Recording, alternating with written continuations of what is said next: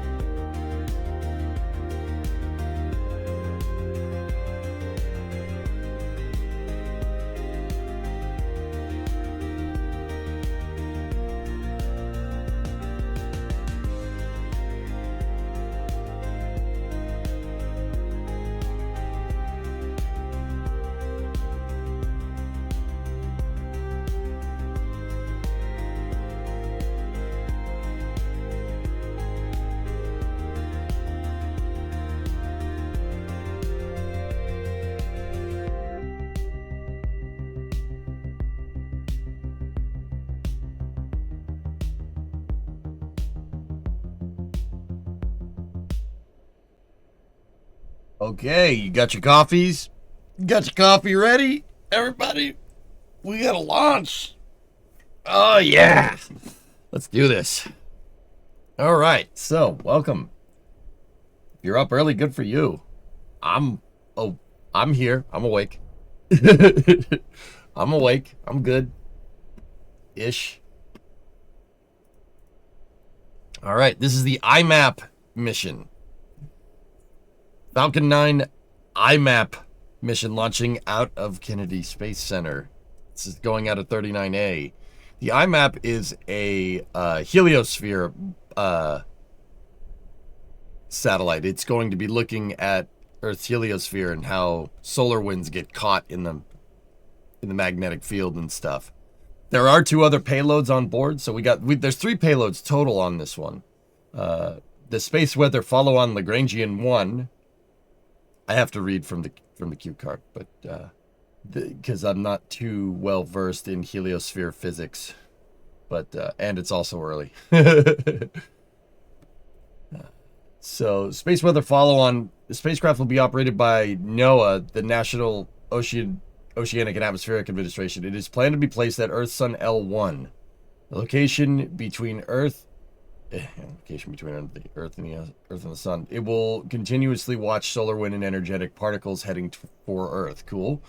And then we got the Carruthers Geocorona Observatory. It's a mission by NASA and led by the Electrical and Computer Engineering Department at the University of Illinois to make unprecedented measurements of the far ultraviolet light emitted by hydrogen atoms in Earth's outermost atmosphere, known as the exosphere, which extends almost halfway to the moon. All right, cool. So we got 3 satellites on board here.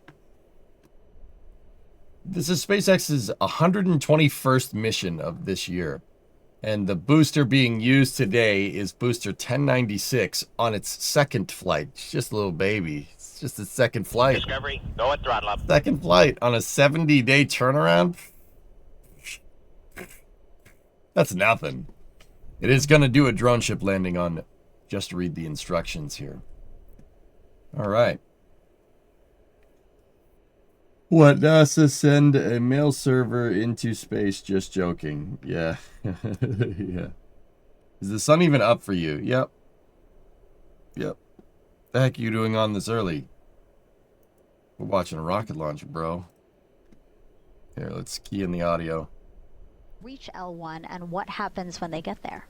Oh, it'll take around 6 months for them to get there, or actually 3.5 months. And then once they get there, they're going to spend some time actually turning on all the instruments, making sure that they work properly, that they're getting the data back, and that they Is it just read the instructions that has sound? What do you mean, Flavia? I'm not. Right, thank you for those questions. Maybe. Keep sending them. Wolf. Ask NASA across our social media platforms. Wait. Wolf, what did you say? I'm currently at a student thing where the Geocorona Observatory is from. There's a big watch party for you cheering on it. All right. Studying this outer layer of Earth's atmosphere will help us forecast space weather, understand how atmospheres change over time, No. and even trace Not the yet. history of our planet's water. Not yet. I gotta pace myself. We got a lot of streaming to do today. The Carruthers Geocorona Observatory. So I'm on no coffee, nature dude. And origin Not yet, at of least. Earth's exosphere and how it evolves over time.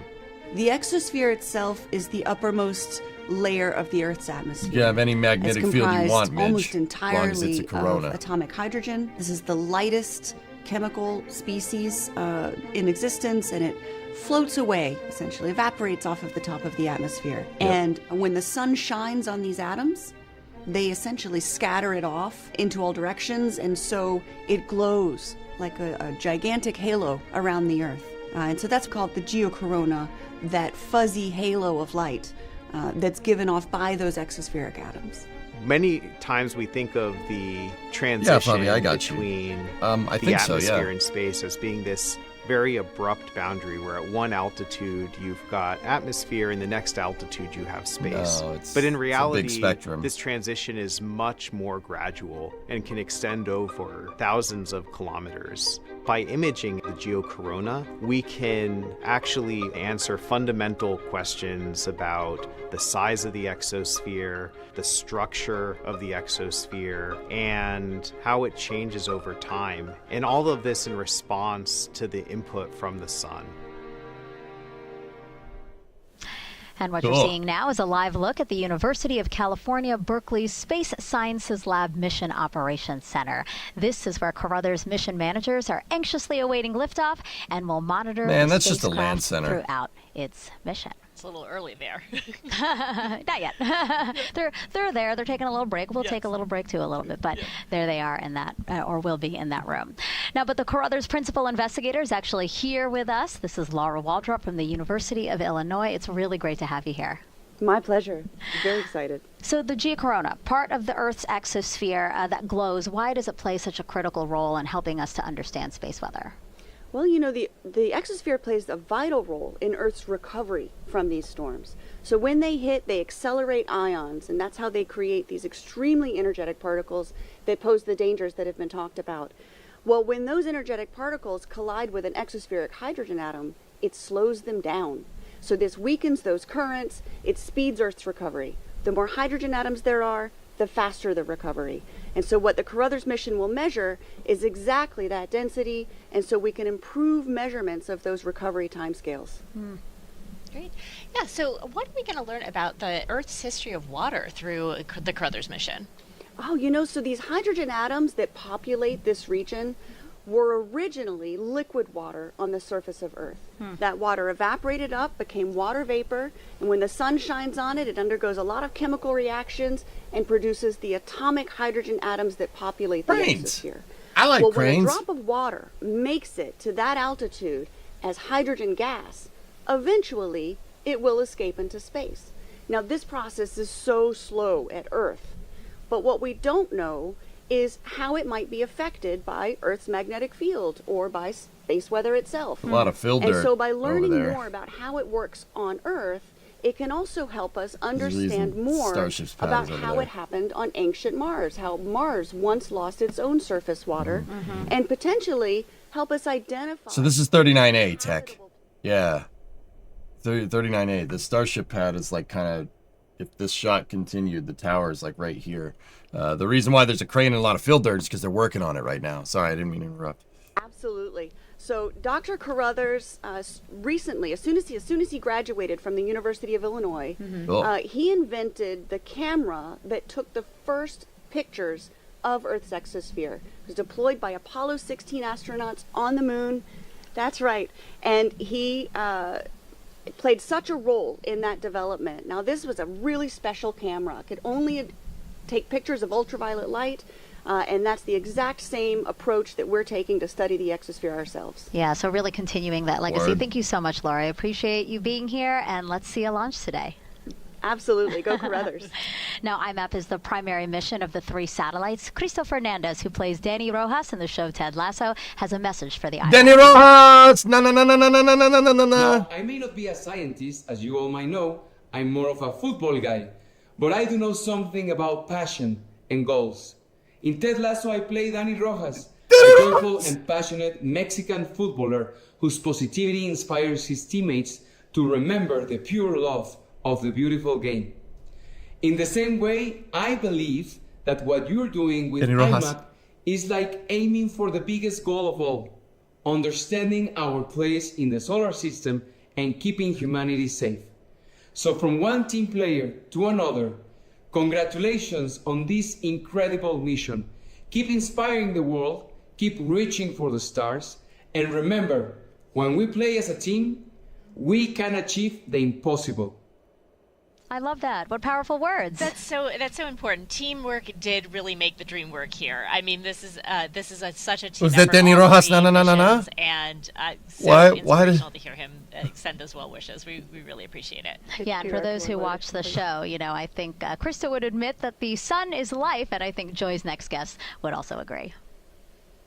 So I'm here What the with hell? Joe Westlake, who is the Heliophysics Division at NASA. Joe, thank you so much for joining me. Hey, thanks, Joy. Really excited to be here. Are you excited for the launch? Oh my gosh, what a beautiful morning that we What had is this morning, happening? and what a great day to celebrate NASA science and see all of the great work that we're doing here out at Cape Canaveral and Kennedy Space Center. Yeah, couldn't agree more. So all of the 3 missions today are part of heliophysics, which is the study of the sun and its effects in space. Can you tell me why it's important to study the sun's influence in space? Oh, Yeah, I you don't know, you wanna think talk about the it sun either. every day, you see it rise and set, and we don't really think too much about how it affects our day-to-day lives. But did you know that it affects everything from our GPS to our crops, to our power systems on the ground, to our commercial aviation, to the satellites and technology that we rely on every day, right? The space weather, the sun, the activity of the sun is something that really impacts our daily technological lives. And these 3 missions are going to provide us information that Nice, help us Dean. to really live with this star. And NASA also has a huge fleet of spacecraft that study all aspects of the solar system. How does heliophysics connect to those other missions? Yeah, our entire fleet is massive, reaching from the closest to the sun, Parker Solar Probe, to the farthest reaches of the solar system with the Voyagers. But you know, the best connection that we have here is that we are actually connecting the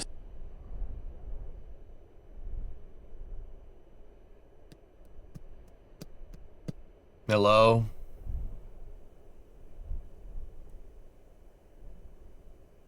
I don't think they're connected anything. In fact, I think they disconnected something.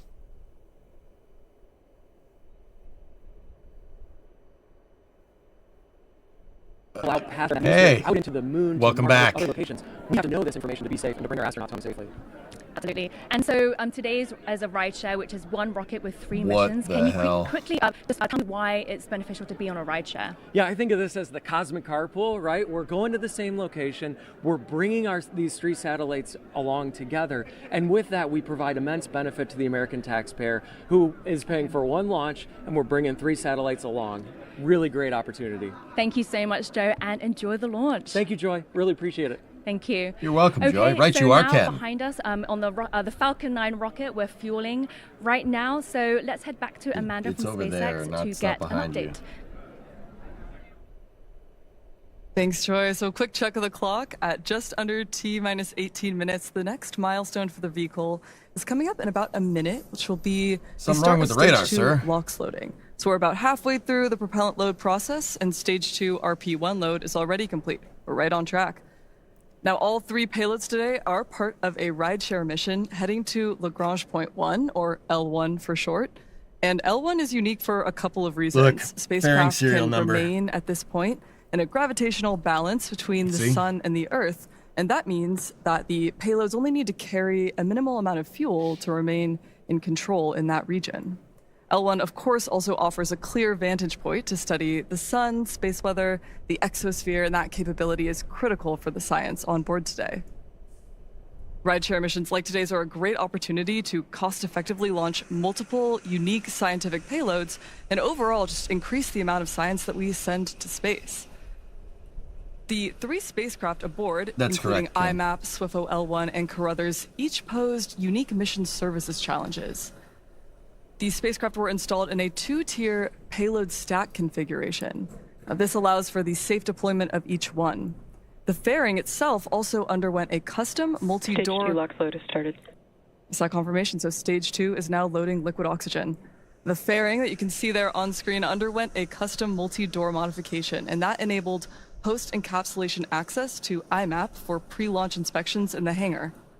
Unique protocols and ground systems preparations were also developed to support the needs of today's Gonna mission. take a little For while, example, Tina. each spacecraft required an active gaseous nitrogen, or GN2 purge line, up until launch. So 2 think new so, purge Lava, yeah. supplies were developed for this mission. Historically, only a maximum of 1 purge line has ever been used for pre-launch payload support, so this mission included 3. Also, to support the heightened cleanliness requirements of today's spacecraft, a mission-unique environmental control system was installed, and some of the payloads underwent unique treatments. This included screening and degaussing of both the IMAP and SWIFO L1 payloads to account for their magnetic sensitivities. And finally, on the weather side, in order to enable a spacecraft retest prior to launch, lightning monitoring procedures were developed by the mission teams. So across the board, from installation and integration in the payload fairing to purge and environmental control needs, this mission motivated several service innovations. Now we're well into the propellant load process on Falcon 9 for today's launch. Let's check back in with Megan for more details. Managing today's launch is NASA's Launch Services Program out of Kennedy Space Center. IMAP, SWIFO L1, and Carruthers will play a critical role in protecting our explorers on the International Space Station and those launching to the moon. Thank you. You're welcome. NASA astronauts Reed Weissman, Victor Glover, and Christina Cook, and Canadian Space Agency astronaut Jeremy Hansen have been busy at Kennedy Space Center, training with ground support teams for their upcoming mission around the moon. The main goal? To make sure everyone's on the same page. Over the past few months, the astronauts suited up, walked out, and traveled the 9-mile journey to Launch Pad 39B. They also spent a lot of time training inside their fully powered Orion spacecraft, going through launch day and simulated flight activities. Get this, it was the first time the crew had ever entered their spacecraft together. And in the case of an unlikely event or emergency at the pad during the countdown to launch, the crew practiced climbing in and out of the emergency egress baskets. Those would carry them from the mobile launcher safely to the ground. All this training helps the Artemis II teams plan and understand the timing of events on launch day. That's your Artemis Moon Minute. For more information about NASA's Artemis program, scan the QR code on your screen or visit nasa.gov/Artemis2. Now, if you're just joining us, we're about 12 minutes away from launching 3 spacecraft to study space weather and how it impacts us.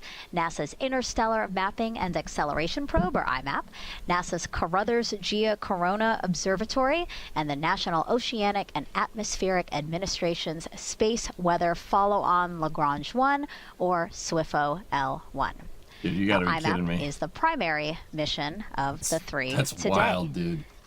Now let's take a live look now inside of APL, because IMAP is an international team of about 27 different partner organizations led by Princeton University, but also including APL. That's Johns Hopkins Applied Physics Laboratory there.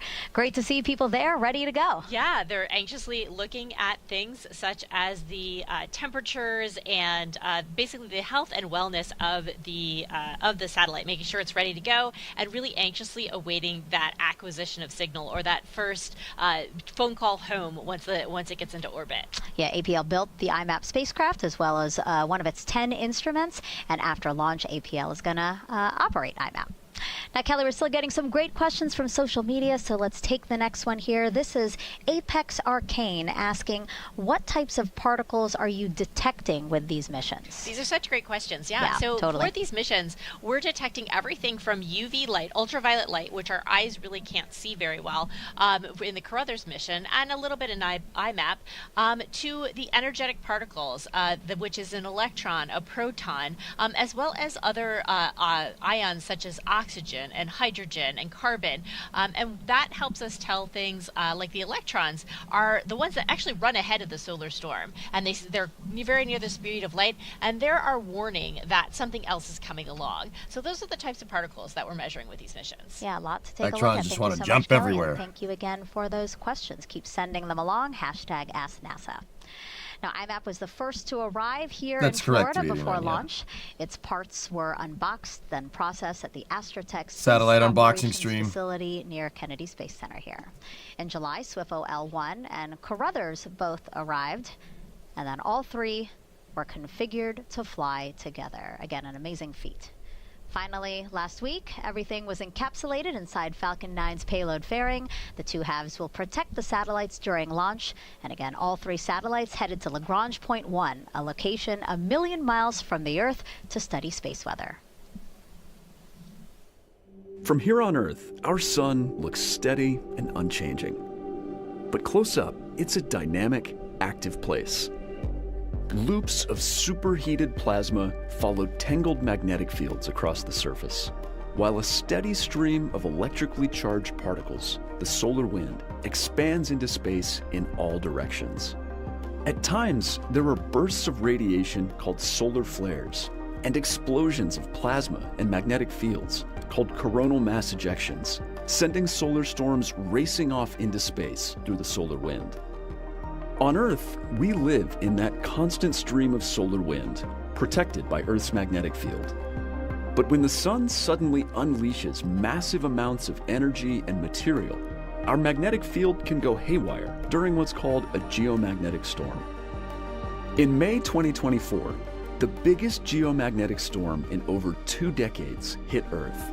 The storm spread auroras to unusually low latitudes, disrupted GPS-guided tractors, and forced transatlantic flights to reroute. Storms like these are why NASA and NOAA constantly monitor the sun's activity. NOAA provides real-time monitoring and forecasts of geomagnetic storms and other potentially hazardous space weather events, while NASA's research advances our understanding of the sun's behavior and supports research computer models used by NOAA. Our collaboration is vital to better prepare for space weather.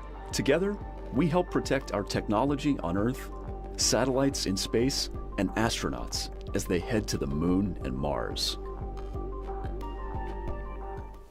Kelly, with just 9 minutes away from launch, tell us how much this moment means to you and everyone who worked on all 3 missions. Right. I am just filled with so much gratitude and so much excitement for the entire team, all the teams that really worked here at Kennedy, here at all the different mission teams, as well as SpaceX. We've all just pulled together. People are so excited, and I'm crossing my fingers and toes, hoping for a beautiful launch very soon. Absolutely. It's absolutely going to be a beautiful launch. Take a look out there, the pad, the clouds, the sunrise in the background. So let us get to liftoff. Let us count down the final minutes to launch with NASA's Daryl Nail and Norman Phelps here in Florida, and Amanda Years with SpaceX in Hawthorne, California. Yeah, let's do it. We are all ready to go. We're here inside our Mission Director Center at Hangar AE. You can see behind us, this is where all of the management for all 3 spacecraft are located. That's not me, it's dudes. a high-level area inside there, but they'll be tracking everything that's happening. And so far, so good. Yeah, so far, so good. I mean, they actually kind of gave a really important call-out a little earlier about going to internal power. I really want to highlight the importance of that, right? That means that our spacecraft, everyone, is in their final launch configuration.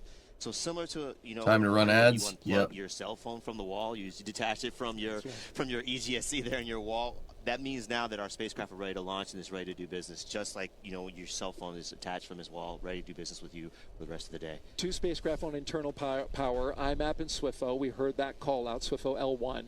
Carruthers, though, not powered up, so there was no switch for them. Yeah, Carruthers is powered off during launch, so they're not powered on, so obviously there's no call to be on internal power for them. But, this is typical. Some of our launch vehicles launch powered on, some launch powered off, so nothing new to see here. IMAP is one of the strictest contamination missions that LSP and SpaceX have worked, and we heard a little bit about it from Amanda as we hear that engines are being chilled on the first stage of the rocket. And that is because these are very sensitive instruments. Correct. And so we're trying to study something that is going to literally rewrite the textbooks. We're trying to study how these energetic particles really interact. Literally rewrite the textbooks. Nice. And so to do that, we need really clean instruments to do that. Literally. So think about it like this, right? You're traveling down the road, right? It's a big truck in front of you. It's throwing all this gook in front of on your windshield, right? Charlie, I'll call out for RP1 complete there. To actually see where you're going, right, on that road, right, you need to make sure your windshield wipers are clean. So just like we're trying to see what's going on in the local space environment, we need our instruments on all these spacecraft extremely clean. And I want to give a shout-out to our contamination teams, both at SpaceX and NASA's Launch Services Program, who made that happen. And Amanda, you're out there tracking the countdown from your vantage point in Hawthorne, California. Yeah, that's right. So as we enter these final minutes before liftoff, weather is still looking good. We have a 10% probability of violation. We heard a couple of key callouts. First, that engine chill has begun on the first stage. That means that we are performing a priming process. So before any propellant flows, the plumbing and engines will be chilled down to prevent thermal shock and boil off when that ultra-cold propellant begins to move at a high flow rate. We also heard that RP1 load has completed for the first stage booster. So that wrapped up the fuel side of the equation, and we are still loading liquid oxygen onto both stages 1 and 2. Now, RP1, rocket-grade kerosene, and liquid oxygen are the primary propellants for Falcon run 9. and done, yep. Those are loaded separately onto the vehicle and chilled below 300 degrees below zero. Propellant is intentionally loaded late into the countdown. Colder propellants are denser, and denser propellants mean achieving more performance out of the same tanks. So simply put, the colder it is, the more mass it can move. Tanks are pressing for strong back retract. That's a great sign that we're on track for an watch the on-time clamp liftoff. So arms if up you at look the top. closely, we'll begin to They'll see open. the process of strongback or TE retraction. Watch. Now, at this time, everything is on track. We are working. We're getting some no call-outs issues. from nets that you can't hear. We're listening to. Norman and I are both monitoring, and we're hearing Why don't good you call-outs pipe so them far. in? Yeah, so far so good. We are definitely on track for this launch, and go IMAP. Strong back retract has started. Oh, they did. Nice. As you can see there, the clamp arms on the strong back, they will start pulling out. Let's watch that. In the meantime, IMAP has switched off I got you, Zombie. their All RF good. transmitter. They are no longer receiving any data from the there they go. IMAP spacecraft. That's intentional. And there go the arms as we see them open up. Inland, this We've is got LD one on opening countdown up. 1 with status check. And there goes the other. This is NLM. NASA's go for launch. Just heard a great All right, the confirmation SpaceX there. launch director checking in with NASA launch manager, Dr. Denton Gibson. He gave the go. right, so Another watch this milestone thing working us behind me. closer to a liftoff today. That thing, the strongback's going to So move like I away said just a before, all little the bit. analyses, See all it? the work has come to this moment. And then So the rocket, you kudos might to see it the tip back and pulls. forth a little bit. That's totally okay. Oh, she's ready for, tipping. in Joe She's tipping Westlake's back and words, forth a little bit. You our see that? cosmic carpool taking 3 spacecraft, IMAP, SWIFO L1, and Carruthers on a million-mile journey to L1.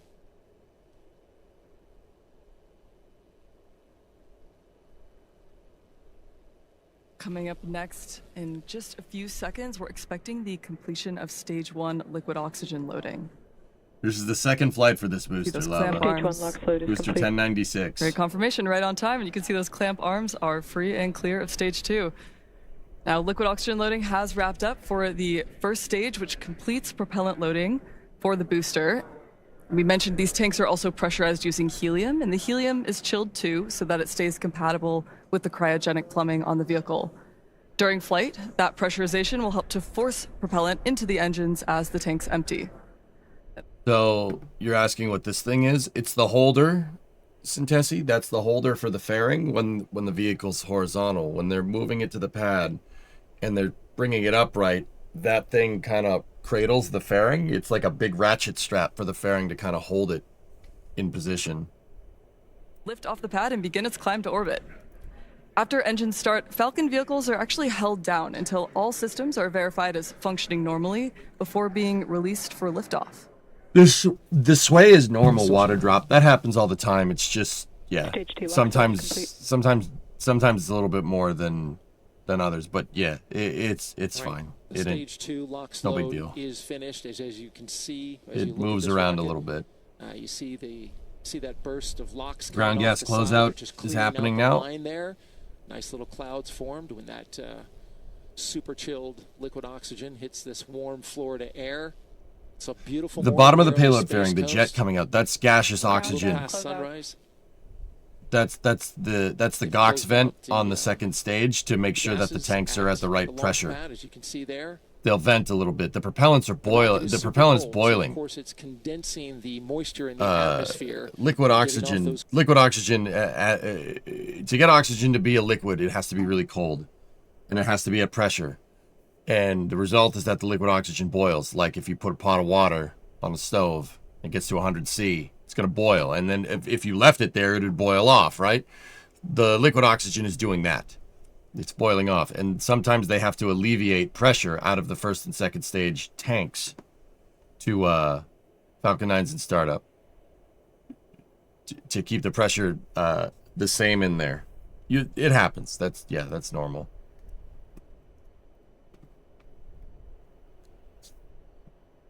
"30 seconds. T minus 30 seconds.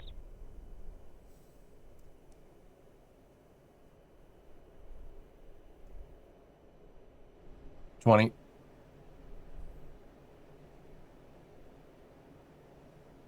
T minus 15 seconds. E minus 10, 9, Sound suppression 8, system. 7, 6, 5, 4, 3, 2, Ignition. 1. Engines full. Got 9 power. engines. And liftoff. Go Falcon, go IMAP, go All right. L1, and go Carruthers. Okay, we got a liftoff of the IMAP Swole and We are Carruthers flying 3 new missions going to on Earth Sun million-mile L1 journey to track space weather. to track space weather. I thought of that just now. Good looking flight so far. Our tracking cameras getting a great shot as this mission climbs into the sky. We'll be looking now for Nice. those nice. engines to throttle down as we shot. go That's through great.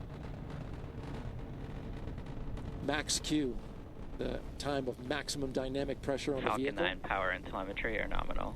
Good call for power and telemetry. We should get a call for supersonic here in a moment. That's right. So coming up is max Q, which is the maximum aerodynamic pressure, largest structural load the vehicle will experience. So slowing it down helps to reduce some of the load it Falcon 9 experiences. is supersonic. And that will help us recover and reuse the first stage. Following max Q, we'll be able to throttle those engines back up as atmospheric density drops. Max Q.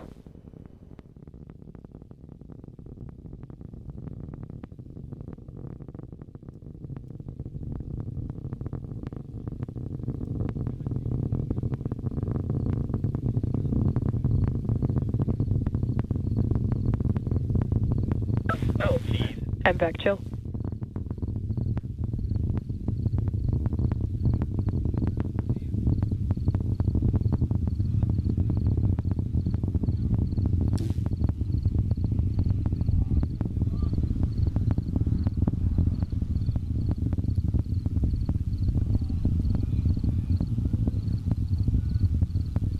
The crickets, I don't know. T plus it might 2 be minutes Starbase into Live. Hold flight, on. you can see all 9 Merlin engines. You can at least see the It is Starbase the Live. exhaust from 5 of them there. Beautiful shot looking back to the Earth.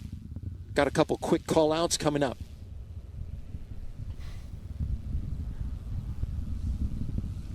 We're going to shut off the engine at 2 minutes and 29 seconds. Stage SEP at 2:32, and then our first burn begins at 2:40. Here we go. Stage separation confirmed. And there it goes. Okay, upper stage ignition. On the left side of your screen, you can see the first stage booster falling away now. And on the right side, our second stage flying IMAP. Should get a call for fairing separation here.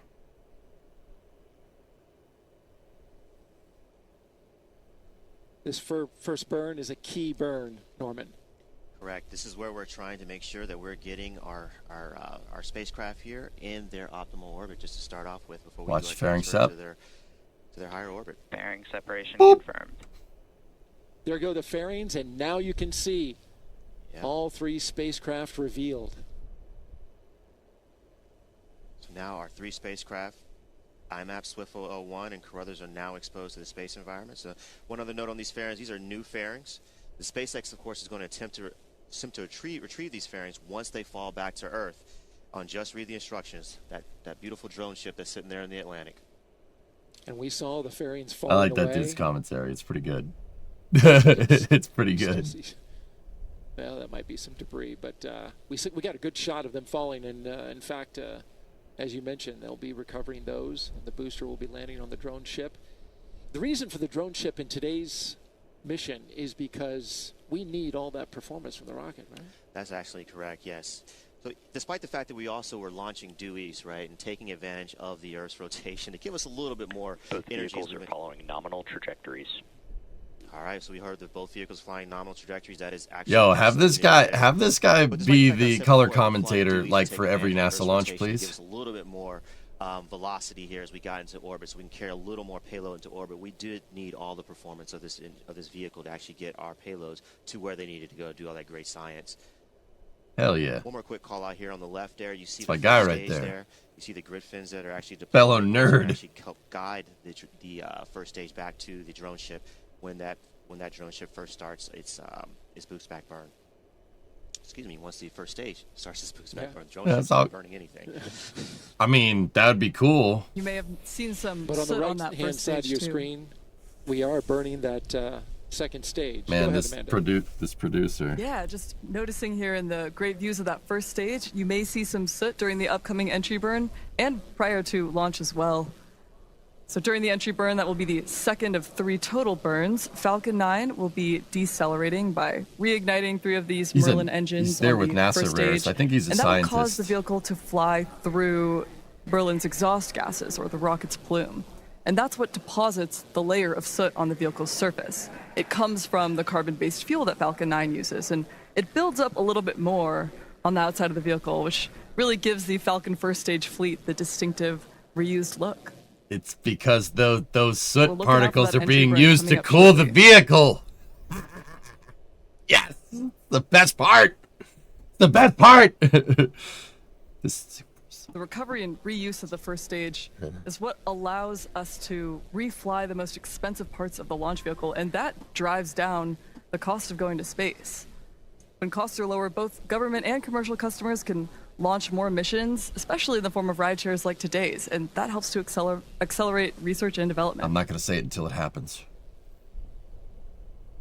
Yeah, that's entry sunlight. burn in Mm-hmm. just under 20 seconds from now, you'll be able to follow along with the Merlin Are you engines ready for relighting the on the super first stage Sonics on retro with the telemetry on the bullshit. bottom of your screen. Here it goes. Should get a call for an entry burn here. Stage 1 entry burn Should get the E9 Stage 1 FTS is saved. and then the E1 and the E5. There we go. 3 That's the engines. first call. That's the call for the first stage entry burn startup. We're going to be looking for entry shutdown here in a few seconds and finally looking at landing burn shortly thereafter. So stay tuned. That's the heat shield for Falcon 9. That's what's keeping that first stage from getting cooked by the re-entry heating. They're using the exhaust from the vehicle to slow it down Flight of this and booster also all push the vehicle. re-entry heating out of the way. They'll bring it back down That and fly soot it that again. the SpaceX commentator was talking about envelops the vehicle in a cooler column of gas. Terminal guidance. It's the heat shield. It's so cool. That's my favorite part, man. It's 30 just more like, all seconds right, on that stage 2 okay. burn, and then we'll cut it off and coast for After Flight 9 quite a drummer. while. Quite a while until we get to the right point in space to Oh, fire it again man. and put us in our final. Look at that. Look at that golden hour shot of these clouds. You get some sweet contrast on the clouds. It looks amazing. Looks heavenly. All right, so we'll be looking for that cutoff on the right-hand side of your screen. Stage 1 Has anyone thought if Starship could use supersonic retropropulsion? Doesn't need to, dude. The stainless steel Dean can tank the heat.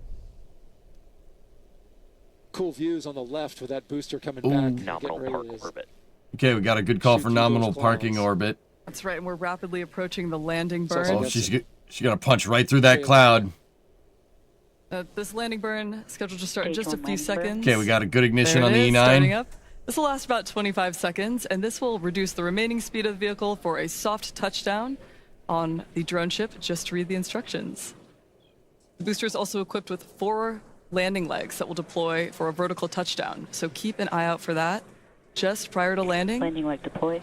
Okay, here we go. Bro, they made it look Stage 1 easy. landing confirmed. They made it look easy. Beautiful They make it touchdown look there of so the first damn stage, easy. and that That's marks not the second easy at landing all. for this booster. Oh my gosh. I That's must just say that never gets old. right. No doubt. It's just whatever. Whatever. Just And make it now, look so easy. It's only a 15-story You building can see landing it's not on quite a illuminated, freaking postage stamp in the incredibly ocean. well, Jeez. but up there is IMAP, Carruthers, and SWIFO L1. We will continue to monitor the progress during coast phase. But Yeah, for now, right, let's Greg? send it back to the host desk with Mechanical Megan and Kelly. synthesis. It's amazing. If you're just joining us, welcome to NASA's live launch coverage of 3 science missions. NASA's Interstellar Mapping and Acceleration Probe, or IMAP, NASA's Carruthers Geocorona Observatory, and the National Oceanic and Atmospheric Administration Space Weather Follow-On Lagrange 1, or SWIFO L1. I'm NASA's Megan Cruz, and this is NASA heliophysicist Kelly Corp, who is super excited to see launch today. So excited to see launch today. It's always a great day to have a launch. And with the beautiful sunrise we had here, I mean, it was just really fun to watch. And also there's like a crowd of people here behind us, and we just all heard them cheering and clapping. Yes, yeah, and the fact that you can feel it here, there is something special about actually being here and being able to feel that. And we're trying to tell you as much as we can about it, but there is something special about feeling the rumble and watching it go up and just knowing all those hopes and dreams and scientific discoveries are on their way now. Yeah.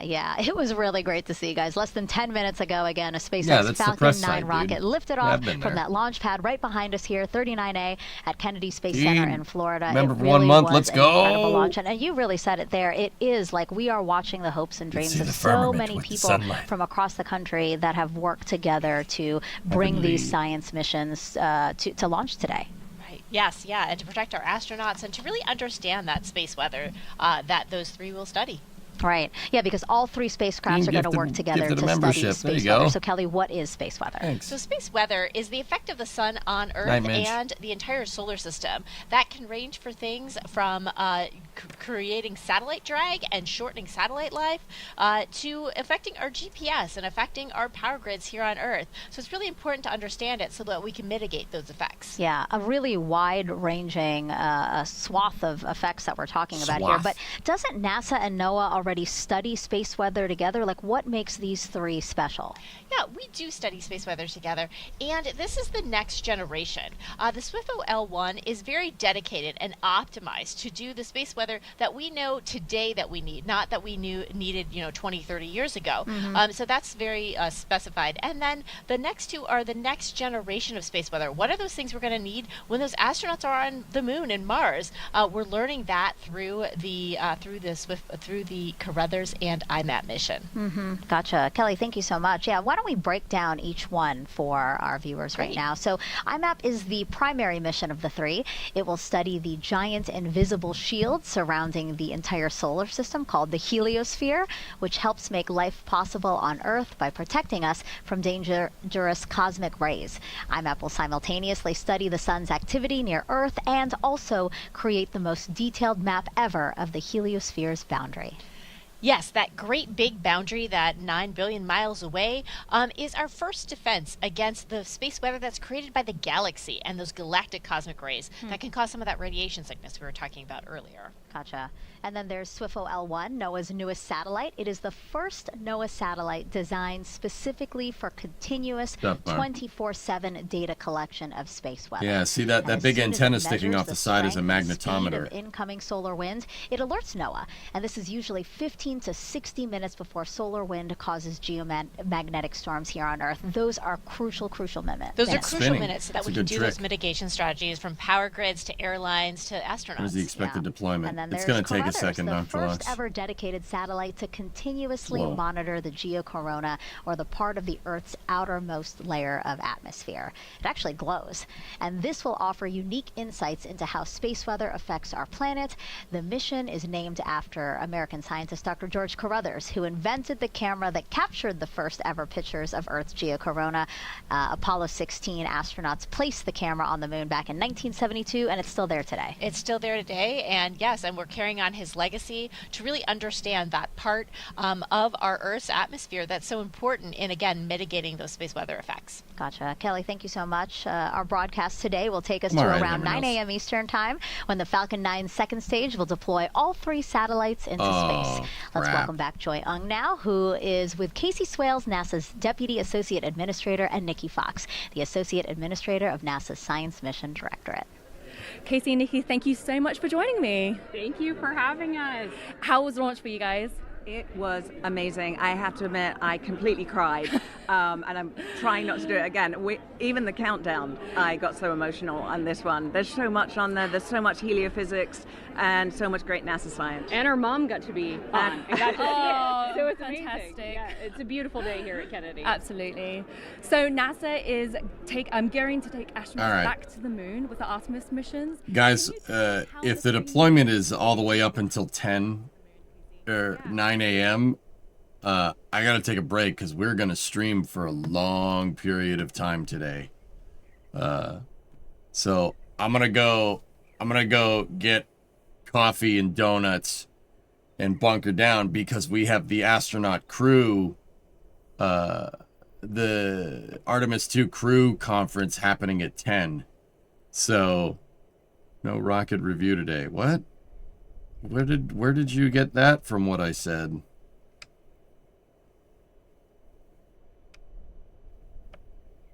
I don't understand. So I'm going to go grab some dunks and then we'll be back for space news and the Artemis 2 astronaut press conference at 10. And then from 10, then basically whenever that wraps up, we'll start a new save in KSP. I want to start a new career mode save. Just playing career. I got to get back. We got to get our feet wet. We got to get back into it. Could just have Ewok have donkeys delivered. You're not my mom, Ewok. Jeez, I'll go get it myself. I'm a big boy. You're quitting streaming. What?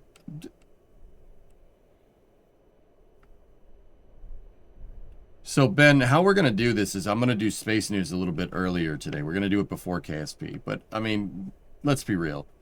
I always get asked space news questions when I'm playing Kerbal. It's pertinent to subject matter in some way, shape, or form. So, yeah.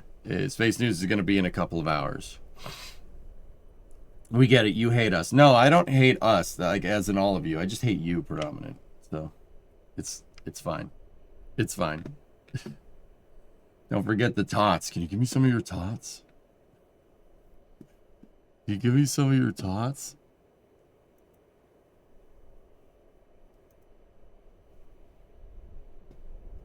Oh my God, Sam, I know, man. We got a vibe, you know?